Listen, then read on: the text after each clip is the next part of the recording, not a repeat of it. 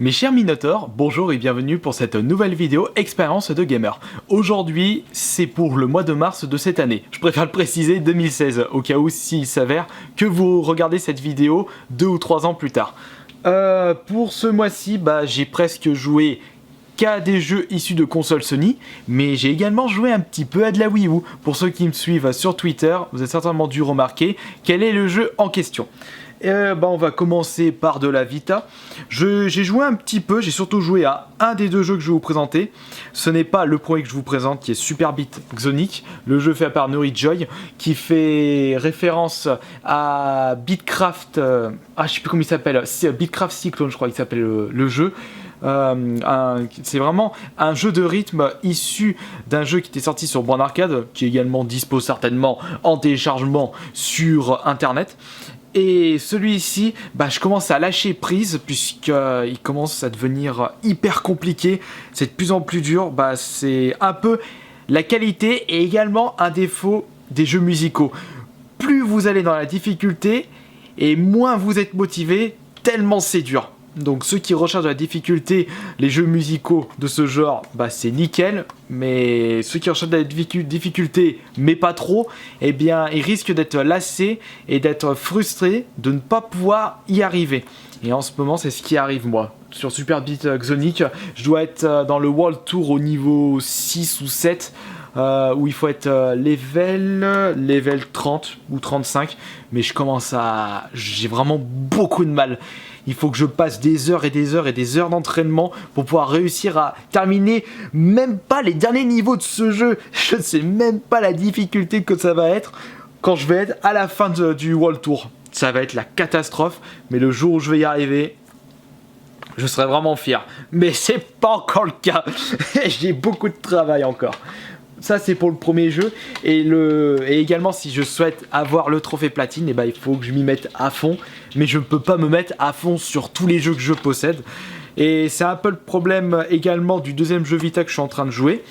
C'est celui-ci, Smartaz. Comme je vous le dis toujours, j'ai toujours adoré jouer à des jeux d'entraînement cérébral. C'est pour ça également que j'avais sorti la vidéo test de QI, puisque j'aime bien faire des petits entraînements, des épreuves qui utilisent un petit peu l'intelligence, entre guillemets bien entendu. Mais l'avantage de celui-ci, c'est que vous avez 4 genres de mini-jeux différents. Vous avez de l'observation, qui a également la mémoire dedans. Vous avez des maths, du français et de la logique.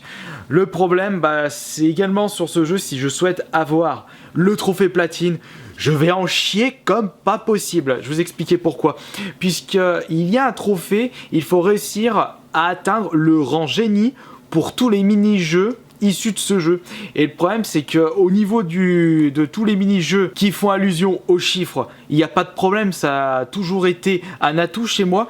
Mais tout ce qui se rapproche au français, mais moi je vais pas y arriver, c'est la catastrophe. J'ai testé un peu le mini-jeu lettres manquantes en difficulté normale, donc il y a facile, normal, difficile et génie. Et le problème c'est que même en mode normal, j'y arrive pas pour les lettres manquantes en français. Même chercher l'intrus en normal, j'arrive pas à faire 3 étoiles.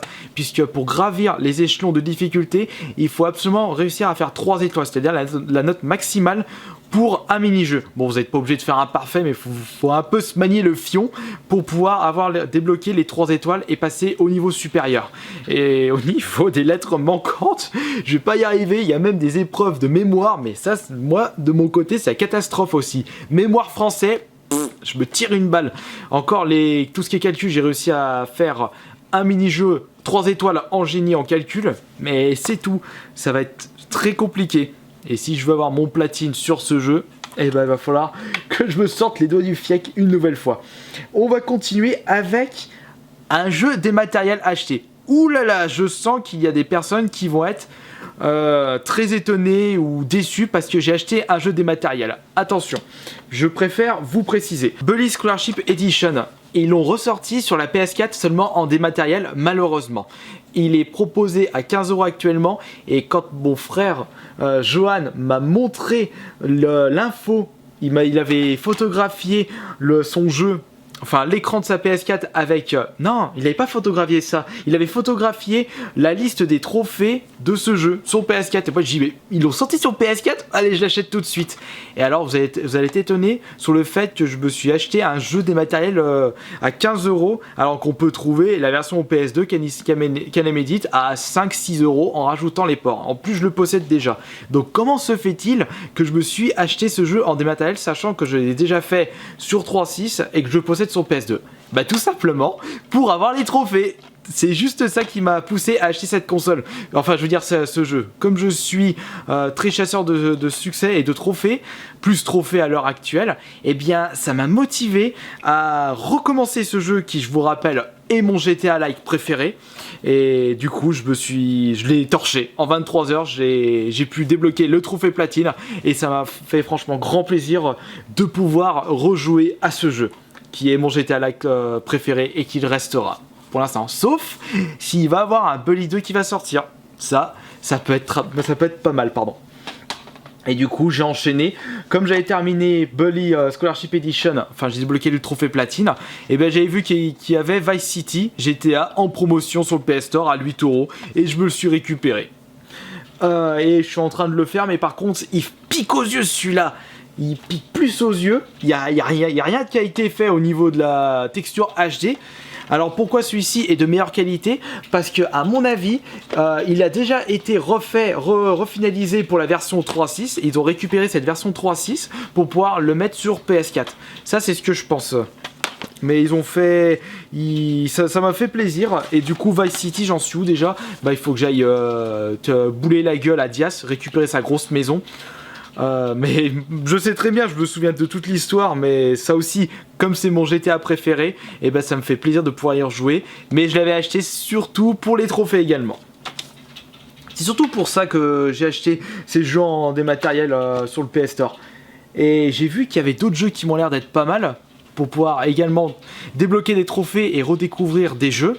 Du coup, je fais coup double de ce côté-là. Faut pas que je mette un peu trop de sous. Par contre, Bully, c'était vraiment un cas exceptionnel, 15 €, parce que j'aurais jamais mis 15 €. C'était un GTA Vice City. Mais comme c'était un cas exceptionnel, puisque c'était un peu mon GTA-like préféré, eh bien, je me suis lancé et je regrette pas d'avoir mis 15 € pour ce jeu dématériel.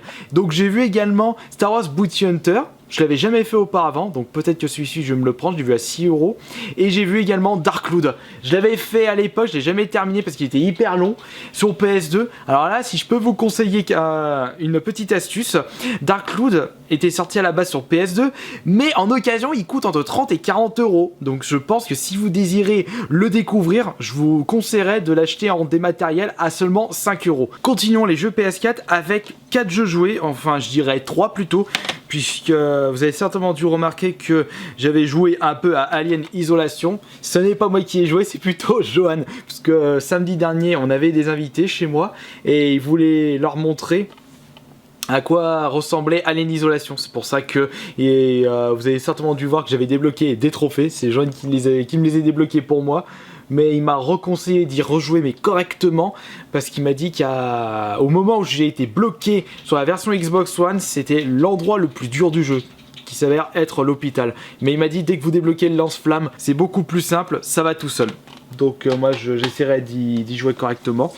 Et également ce mois-ci, j'ai pu débloquer 2 trophées platine en plus pour Zombie, qui est en fait le même jeu que sur Wii U, mais après il était proposé à 20 € en version boîte, et comme je l'avais bien apprécié sur la Wii U, je me suis dit allez, je vais le prendre et essayer de débloquer le trophée platine, chose que l'on peut pas retrouver sur de la Wii U. Et du coup j'ai dû refaire 3 ou 4 fois le jeu, et j'ai fait un bordel, un cinéma pour pouvoir débloquer le dernier trophée, c'est-à-dire terminer le jeu en mode survie. Le problème sur ce mode de jeu, c'est que vous mourrez avec votre personnage, vous recommencez toute la partie. Donc il y a une manip à faire, il suffit d'enregistrer votre partie de jeu et de la mettre sur la sauvegarde, comment ils appellent ça, sur le cloud. Et après, si vous mourrez, vous effacez votre sauvegarde actuelle et vous retéléchargez la sauvegarde que vous avez mis dans la console. Enfin, je veux dire, sur... comment ils appellent ça ? Je sais même plus comment ça s'appelle. Enfin bon, c'est pas dans la console, mais c'est dans un serveur. Voilà, je suis en train de chercher le terme. Dans un serveur PS4 que vous avez accès si vous avez un PS Plus. Et là j'en ai profité de cette tactique pour pouvoir débloquer le dernier trophée et avoir le trophée platine sur Zombie. Comme je dis toujours, si vous désirez regarder le déroulement de mes trophées PSN, et bah vous allez juste sur mon profil PSN, Kirby54VGR sur internet, PSN profil, et vous aurez l'ensemble des trophées débloqués. Et comme ça vous pourrez voir si je joue vraiment à mes jeux PS4. Et je continue pour vous demander bien entendu le petit pouce bleu si vous aimez bien cette vidéo, je précise une nouvelle fois. On continue les achats, enfin je veux dire les achats, les jeux joués ce mois-ci avec le trophée platine débloqué pour Tropico 5, un énorme jeu de gestion. Je vous rappelle que ce jeu était mon jeu favori pour l'année 2015, mon coup de cœur, enfin c'était plutôt le 4e opus, qui du coup, ce 5e opus est plus simple, j'ai remarqué, surtout au niveau de la gestion des salaires, mais il a des petits côtés qui font le charme du 5 par rapport au 4, mais j'ai quand même une petite préférence pour le 4. Je trouve qu'il est un peu plus complet, un peu plus compliqué. Le problème sur le 5, c'est que il y a plus de bâtiments, il y a plus d'air à prendre en compte. Vous commencez à l'ère coloniale, après vous passez à la guerre froide, non, la guerre mondiale, la guerre froide et les temps modernes. Et vous débloquez des bâtiments si vous dépassez ces aires. Mais le problème, c'est que au niveau de l'importation d'aliments et de matériaux, c'est plus compliqué parce qu'il faut avoir un bateau et donc un dock. Après, vous pouvez fabriquer plus de bateaux si vous avez une amélioration de dock. Enfin, c'est plutôt une cale sèche qui permet d'améliorer vos docks. Et au niveau de mon comportement sur ce Tropico 5, mais je me comporte comme un gros capitaliste qui en a rien à secouer de l'écologie quand je regarde bien. Les écolos, à chaque fois, ils ont la haine. Les nationalistes aussi, parce que je suis très industriel et mondialiste. Et du coup, de ce côté-là, bah, et si on veut faire plaisir et se mettre toutes les factions de son côté, eh bien il faut satisfaire tout le monde. Le problème c'est que je satisfais trop certaines factions et cela a un impact néfaste sur d'autres factions. Les écologistes, du coup, j'ai trouvé une tactique, je plante plein d'arbres un peu partout et des jardins, comme ça ils sont contents, j'ai bonheur 100% pour la faction des écologistes, mais le problème, l'individualiste, non, nationaliste, pardon, pas individualiste. Le problème, c'est qu'ils veulent tout des choses, ils veulent pas que je fasse beaucoup de commerce avec les autres pays. Et quand je commence à inviter, à flatter d'autres pays, bah, ils sont pas contents. Ensuite, je fais toujours ma tactique que j'ai quand je commence une partie de Tropico 5. Direct, je fais des industries, les mines, tout plein de ressources. Comme ça, je suis casé. J'ai un max de pognon grâce à l'exportation. C'était vraiment ma spécialité lors de mes parties de gaming sur ce Tropico 5. On va passer maintenant à Payday 2. Alors celui-ci, combien de fois j'ai joué le soir, la journée avec Johan. Combien de fois on s'est marré sur ce jeu, mais on n'arrive pas à terminer des braquages en mode overkill, c'est-à-dire 3 crânes. Alors j'imagine même pas la difficulté du mode désir de mort, c'est-à-dire 4 crânes, plus dur que overkill. On l'a pas encore débloqué, je pense qu'on le débloque quand on atteint le niveau 100. Arrêtez-moi si je me trompe bien entendu. Mais on y arrive à faire des missions en mode de crâne. Très difficile. On ne joue qu'à 2 et on a 2 bots avec nous. Je me suis spécialisé cerveau de mon côté pour pouvoir remettre sur pied mes coéquipiers s'ils meurent à distance. Hop hop, allez, tu te dépêches. Puis ça me permet également de corrompre un ennemi. Et Johan, il s'est spécialisé dans comme il s'appelle, pas de technicien, l'autre, la deuxième classe, pour avoir justement la scie circulaire. Parce que ça, vous n'avez pas la scie circulaire, mais c'est hyper compliqué dans certaines missions. Par exemple, quand vous braquez un coffre-fort, vous avez la scie circulaire, mais ça va tout seul. Et du coup, comme je me suis spécialisé dans cerveau, eh bien, j'ai commencé à me spécialiser dans fantôme pour pouvoir débloquer le crochetage. Et Johan, lui, s'est spécialisé dans technicien.